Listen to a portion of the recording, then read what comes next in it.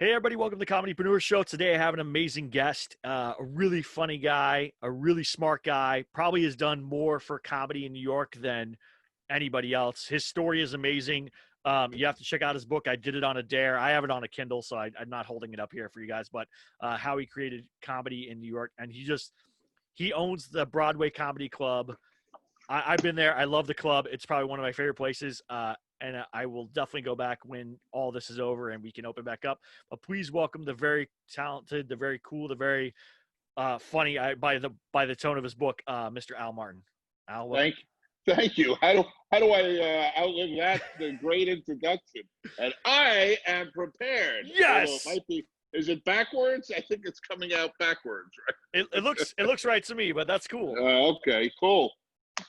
So did it on a dare. Yeah, this is an amazing book because there's a lot to unpack in this story. All the things that you've been through. You started and you did stand up. You owned different clubs. I love the story about the neighbor who kept like calling on you every single night for that one club. I was like, Oh, man, yeah. how can comedy survive in New York if that happens that every single night? That's insane to me. Well, it's unbelievable what goes on. Nobody really knows what truly goes on to get a business going. Now, New York has an interesting process. If you want to open up a restaurant or a bar, the first step in the process is you have to get at least 100 signatures from people in the neighborhood. Okay. I'm sorry, I lost you there for 1 second. You have to get at least 100 signatures from people in the area. Once you get those 100 signatures, you then apply to the community board to let you become a part of the community. And the first phase of that is the liquor license committee. It's a separate committee just for a liquor license. And the ridiculous, the people that have the time to be on these committees are not the people that know a lot about business. It's the people that possibly their entire lives might have worked for somebody, might have taken a lot of nonsense from people, and this is their way of getting a piece of power in this lifetime. And the questions, one question I got asked was, I understand your proposed menu has Nathan's hot dogs. Have you gotten permission from Nathan's to sell Nathan's hot dogs? Which, by the way, you could buy in any supermarket for $2 a package. I mean, these are the questions that you would go through. And then the city of New York is set up, as you saw in the book, in a way where anybody can call 311 and voice a complaint about anything. So on any given night at the community board meetings, you might have 20 businesses applying for a liquor license in a neighborhood. Out of those 20, probably 19 of them get turned down. So, and that's in one neighborhood. Imagine it all over the city. Now, at $5,000 a liquor license, you could just imagine the revenue that the state of New York is losing by allowing certain lunatics who have no idea what they're talking about to make these decisions. Yeah, that's crazy. It's crazy. Well, I love chapter 2 of your book, which is Al Martin's Golden Rules of Comedy. Now, the one rule that I laughed at right away, it's your first rule that you wrote. He or she who has the least going on in their life has the best chance to succeed. And correct. I'm split on this because I'm of the belief the more irons you have in the fire, the better chance of success you have in life. But can you explain that golden rule to me? Because I liked it. It made me laugh right away. But I get what you're saying. Of course. Okay, so let's take 2 examples. A person that, and I have lived through these examples. I've seen them. There was a comedian that was trying to make it. He had a lifelong dream to be a comedian. His parents had a lifelong dream that he become a lawyer. So the two didn't quite match. So he became a lawyer to shut his parents up, and he became a really good lawyer. He was so successful that he worked for Donald Trump during the day in Atlantic City. So this is 20, 25 years ago when Trump had interests in Atlantic City. And during the day, he would be negotiating these high-powered deals with unions or contractors or whatever to get these casinos up and going. He would then helicopter back to New York and rush to my club, okay, to do a spot as a comedian, okay? And he would do 5 minutes, and part of his act was wearing a court jester's hat and telling, old knock-knock jokes. So could you imagine this guy during the day is going, I want these concessions from you on this and that and this. And then, 3 hours later, he's standing in front of an audience, doing stupid knock-knock jokes for nobody, okay? And while he's working for Trump, he's probably making 250 grand a year. Who knows? So, wow. Picture that guy. Now, he gets married. His wife says to him, I didn't marry a guy to stand in a comedy club with a court jester's hat. I married a lawyer. So now picture that guy with a wife, a mortgage, his wife got pregnant and a baby, versus the guy who's sitting in the basement, eating nachos all day, ordering dollar pizza with nothing to do, and his mother probably telling him, get the hell out of the house and do something with your life, So when you really think about it, who's got more time and energy to put into this? And it's the guy with nothing. It's ironic that the guy with nothing to do has more time and an easier decision than the person that's actually successful in life. Now, do you think that successful person with motivation, because they already have the motivation and success in life, could be more successful because they already are familiar with the path to success, whether it be not, even if it's not in comedy, whereas the other person who's more apt to sit in their basement and just eat pizza or nachos or whatever, they may not have the drive to even be that successful of a comedian. There are some people that were very successful in their daytime lives and were able to, transform it, shall we say, into pursuit of stand-up comedy. There are many lawyers actually in stand-up comedy. That I know one of the top pediatric dentists in the city is also a successful comedian, and he's actually funny and good, and he had the unbelievable energy to be able to do both sides of the coin. He's written one-man shows, so it can be done. But I will say that his path to doing it did not involve a wife and kids until he was already successful. Gotcha. Because think about it. You're married, you got a kid. Those married, one draw of energy. A successful daytime business, another draw of energy. A kid, another draw of energy. There's only so much to the pie. But I find whoever does make it does not have the encumbrances, if that's not really a great word when you talk about a wife and a kid, but they don't have the distractions, for lack of a better word, than someone that's just got nothing really going on in their lives and they can really pursue this full blast. I agree.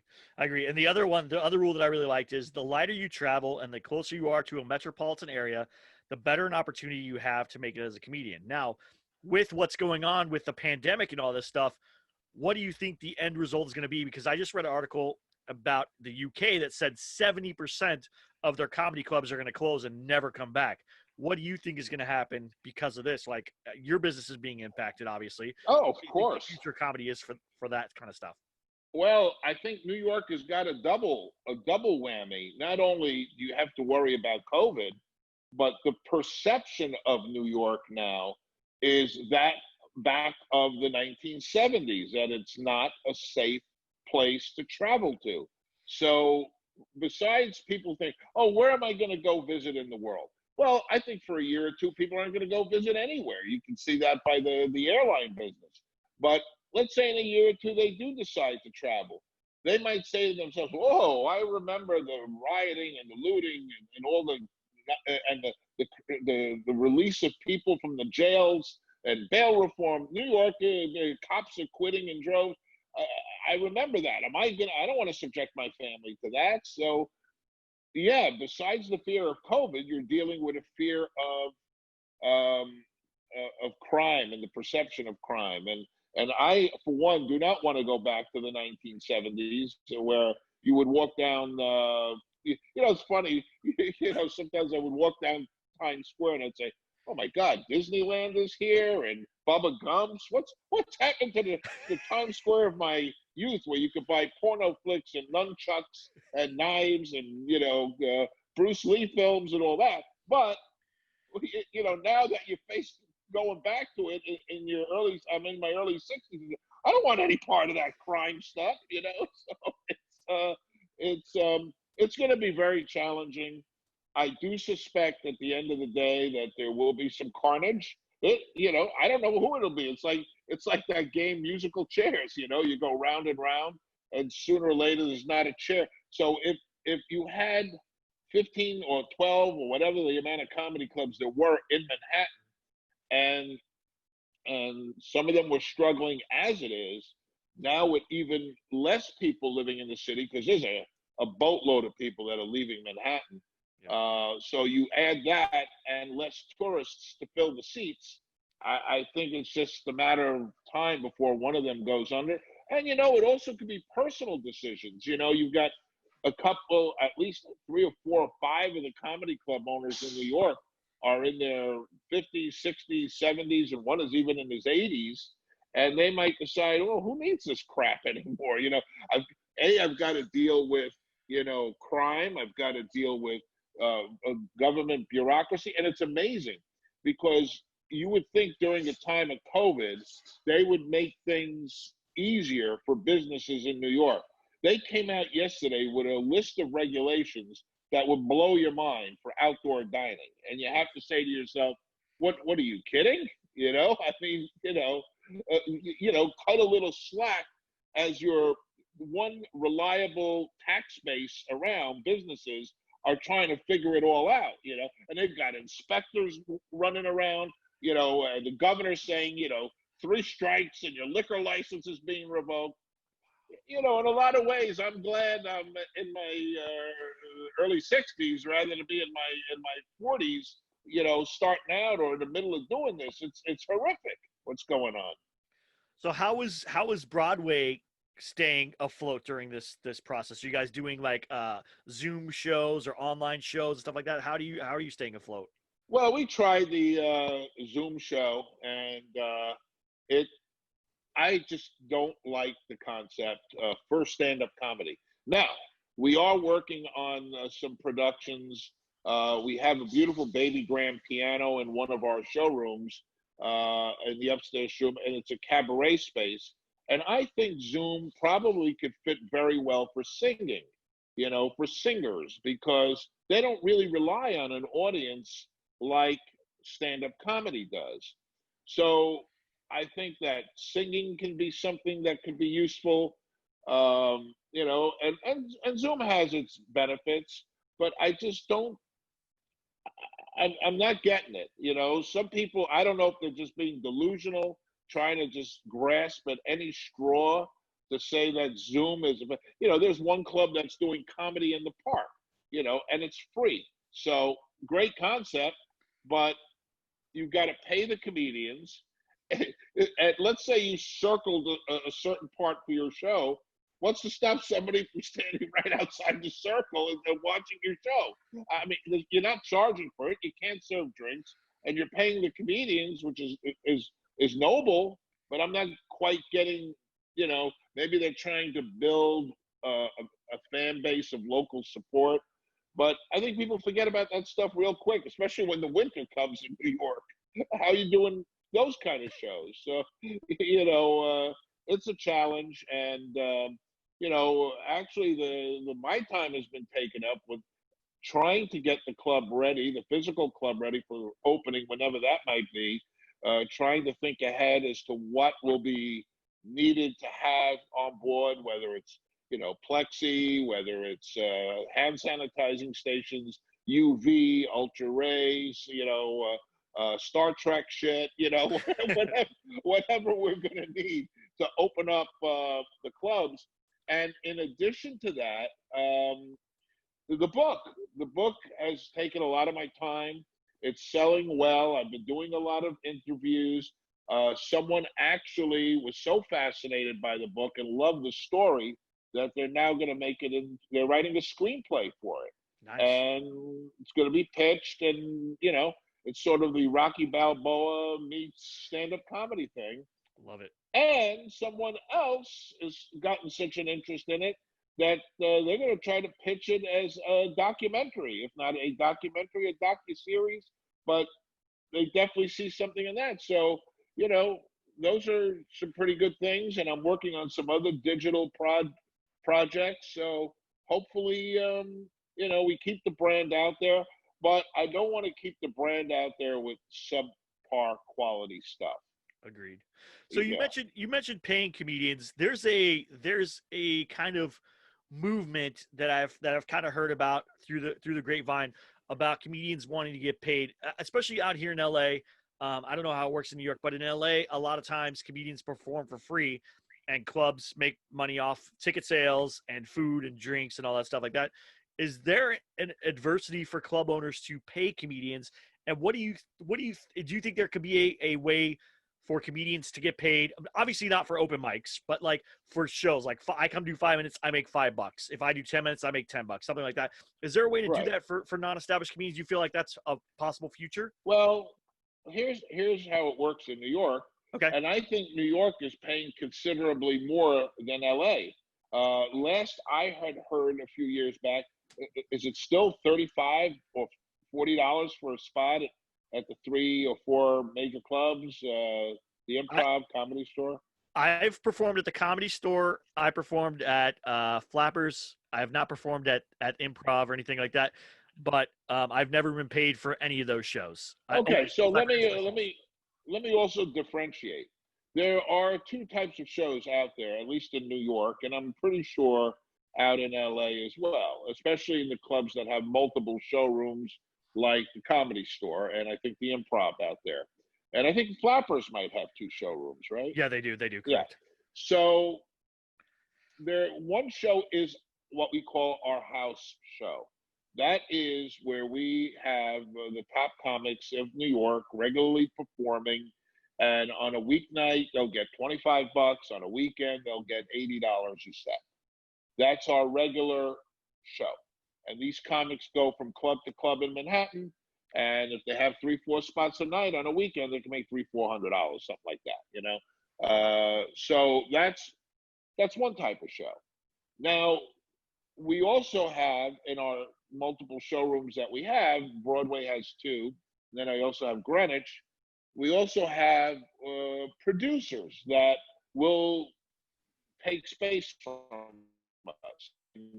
Our basic deal is they get the drink, you know, they get the bar. I mean, they get the box office, and we get the drinks. Now, among those people, it's a wide range of whatever financial deal they work out with comics. If they get really strong comics that have strong TV credits, those comics are going to request payment, you know, and get it probably. If it's somebody starting out and somebody newer, you know, it's what I call the law of supply and demand, and what the market will bear. If you're a strong enough comic and you feel that you deserve to get paid something, you can ask for that. Now, that doesn't mean that the producer is going to pay you. You know, one of the things that we saw, and it was mentioned in the book, is we had something in New York called the Comedy Coalition a number Right. of years back in the early 2000s, where the comics tried to get together and demand that their pay be increased because cab fare went up, this went up, everything went up. And, you know, it had been a while since they got a raise. And the ironic thing was that at the end of the day, when that happened, when the comics got a raise, it only helped a few of the people on the top of the ladder. The ones that were expected to go out and be on a picket line were the ones that did not benefit at all from that because they weren't at the level to make that money. So, you know, it becomes for a club owner, it'll help a few comics at the top of the range, but the people on the bottom of the range that are not yet ready or, you know, not ready for prime time, it's not going to help them because the club owner is going to say, well, if I'm being forced to pay $50 a set to somebody, I'm going to pay it to the top guy rather than the guy just starting out. So now you get nothing. So, you know, you have to kind of understand, and I mean, I'm maybe a little old school. I came from the range that if you're going to work any of these clubs in the major cities, you're doing it for some kind of exposure. You're doing it to hopefully get seen, make contacts, develop friendships that later on, as we talk about in the book, will be beneficial to you. Right. Now, if you're living in, some faraway place, that is not near any agents or managers, then the only reason you're in it is to make some money, down the road. So you should fight and get every dollar you can when you're working at those road rooms.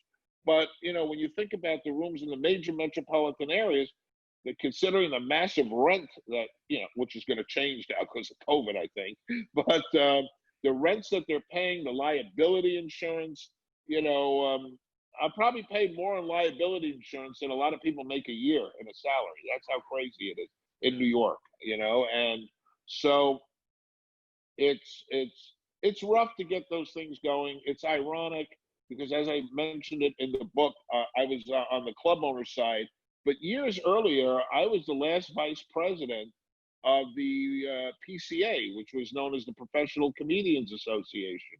So I was on the other side of the coin fighting for, comedians and, things that and there's a lot of abuses, in these new talent showcases, or better known as the bringer shows. You have some comic bring in 30 out of the 50 people in the audience, and then the producer puts them up last because they wants to keep the audience in the room the whole time. That's terrible, and that's unfair, and that's exploitive, in my opinion. But, these are individual case situations, and it's hard to really, put a broad brush on it. Right. But I mean, if you had a new comedian, so say I have no TV credits, I am good, I have a good tight five, would you be willing to pay that comedian $5 for 5 minutes and $8 for Yes, 8 minutes or whatever it yes, is? You know what I'm saying? Like, that there are seems fair.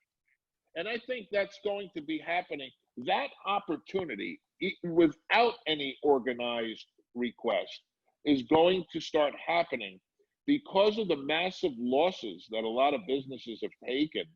You might see some, playing with their budgets a little bit, and they might say, we do 4 headliners or 5 headliners on a show. Maybe, instead of 15-minute spots, we should do 3 guys with 20 or 25-minute spots, and fill it in with a couple of guys that are gals that are not as new, and give them $10 spots or $15 spots. So you might start to naturally see that happening because it's a whole new world out there, really. I mean, everything is sort of new, and we just don't know where it's all leading to. Yeah.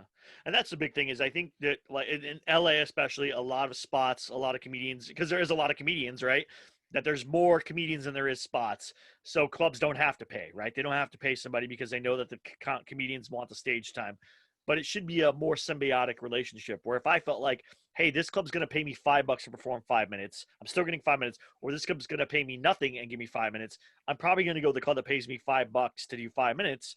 And I might be, not me personally, but more comedians might be willing to do a better set, or maybe even work a little bit harder to have a better set for that. Do you feel that? Yeah, well, of course. I mean, this is what's called capitalism, Right. and supply and demand. It's a very basic old concept, and it's nothing new. If I'm a club owner and I have an opportunity to pick up a solid comedian, maybe not at the top of the realm, for a guy, let's look at a Saturday night. If I've got to pay a guy $80, but I can get 2 or 3 people to do the same amount of time that would be glad to be on that prime time show, and I can get them for $15 or for 10 minutes or something like that, or 10 minutes, $10, whatever it is.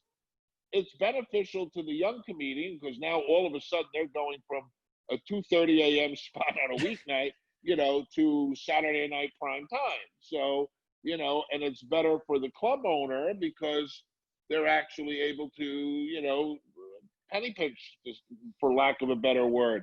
So, yeah, this is economics 101. It's capitalism, and it probably can work. But, but also every club has its own way of looking at it. I look at it that way. I look at you know, people don't think $5 is a lot, but if you have a perfect example, when you think that you're in a weird kind of economy like we are now with 11% unemployment, let's say they told me to reopen tomorrow. So now you're faced with a situation where you've got 5 comics on a show, 5 days a week. That's 25 spots a week. And then, 10 spots, on a Friday and 10 on a Saturday or something like that. You have 45 spots a week. Now, let's just make it conservative, 40 spots a week, and you're only increasing it by $5 a spot.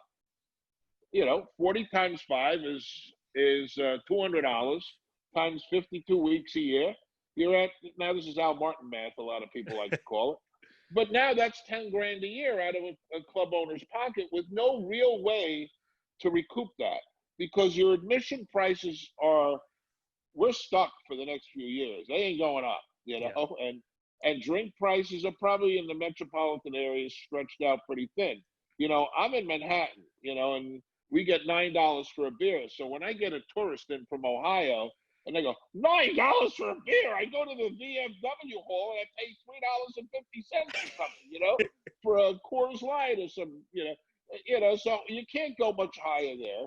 So you're really in a tough spot. So, and listen, I'm not against comics getting paid, Right. Obviously if it's not for comics, we're not even open, but you're going to have to try to make some tough decisions, and whether people want to hear that or not. I mean, so you see the impact of just $5 a spot. $10 a spot now makes it 20,000 out of a club owner's pocket.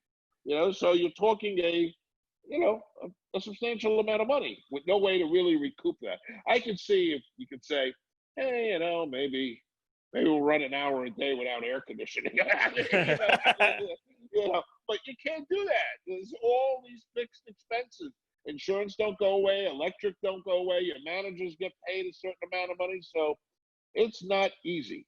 It's not easy.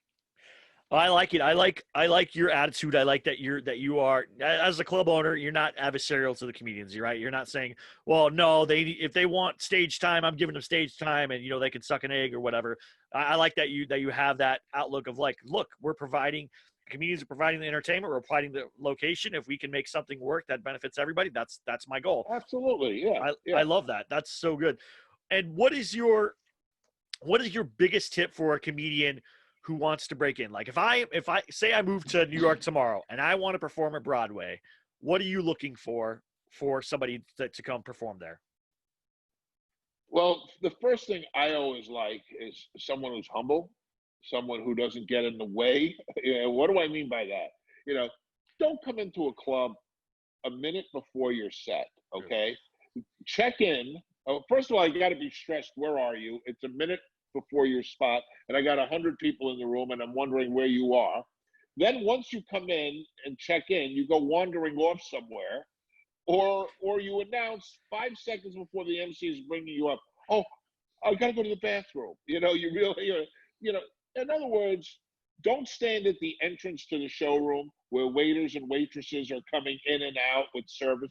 Don't go to the bartender in the middle of the height of the trying to get out the drinks and say, can I get a Diet Coke, please? In other words, get the fuck out of the way. Come in, do your spot, be nice, and then, once you've done your spot and you want to hang out, fine, and things slow down, fine. But don't be annoying. That's the easiest thing a comic can do. Be humble. Don't call me every time I give you a spot. Every time I give you a spot, don't call me and then call me back 5 minutes later and say, can you change it? Or don't call me, once in a while, everybody gets a better gig. I get it. We're a showcase room. We're paying you $75, $80, whatever it is. Okay, you get a gig for $500 in the road. I get it. But when that happens every week, what are you breaking my balls? And then you're the one calling me to book you. I got to take you off the website. I got to make 200 changes.